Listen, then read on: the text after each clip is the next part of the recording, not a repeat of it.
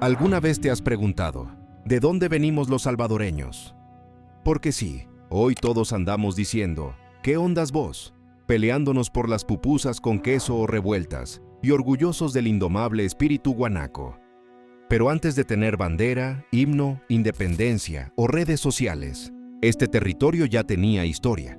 Mucho antes de los españoles, aquí vivían pueblos originarios, cada uno con su cultura, lengua y forma de ver el mundo.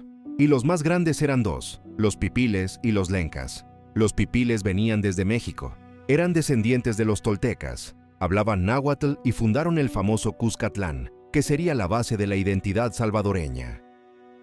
Y por otro lado estaban los lencas, uno de los pueblos más antiguos de Centroamérica, aquí desde miles de años antes. Ellos ya vivían en estas tierras cuando los pipiles llegaron. Pero ojo, no eran los únicos. También estaban los chortí, pocomam y los cacaopera en el oriente del país. O sea, cuando hablamos de El Salvador, no estamos hablando de tierra vacía. Aquí había todo un mundo antes de El Salvador existir. Todo cambió en 1524, cuando llegaron los españoles liderados por Pedro de Alvarado. Los indígenas tenían civilización, comercio, cultura y territorios organizados. Pero los españoles venían con otro objetivo: conquistar. Las guerras fueron duras. Los pipiles resistieron. Los lencas también. Pero al final, la balanza se inclinó. Y ahí empezó algo que definiría para siempre quiénes somos: la mezcla. Porque la mayoría de los españoles que llegaron eran hombres y terminaron formando familia con mujeres indígenas. De esa unión nació una nueva identidad, el mestizo. Ese fue el comienzo de lo que hoy somos, una combinación de mundos, costumbres, sangre e historia. Con el paso de los años, esa mezcla no solo continuó, se expandió. Primero fueron españoles, especialmente andaluces. Pero después también llegaron gallegos, asturianos, italianos y alemanes, sobre todo entre finales del siglo XIX y principios del XX, gracias al auge del café.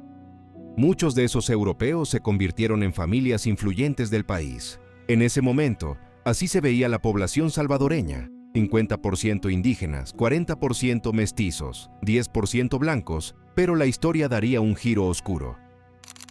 En 1932 ocurrió uno de los eventos más dolorosos del país: la matanza. Miles de indígenas y campesinos fueron asesinados.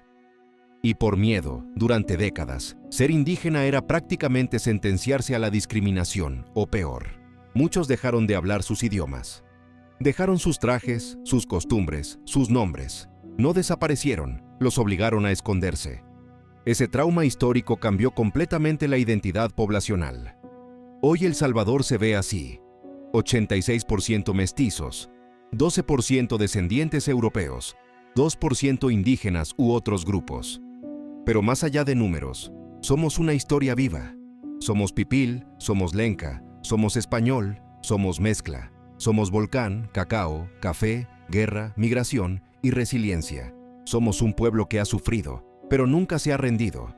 Y aunque la historia intentó silenciar nuestras raíces, siguen ahí, en los apellidos, la comida, la música, el carácter y la forma de hablar. Somos salvadoreños, somos guanacos, y venimos de miles de años de historia.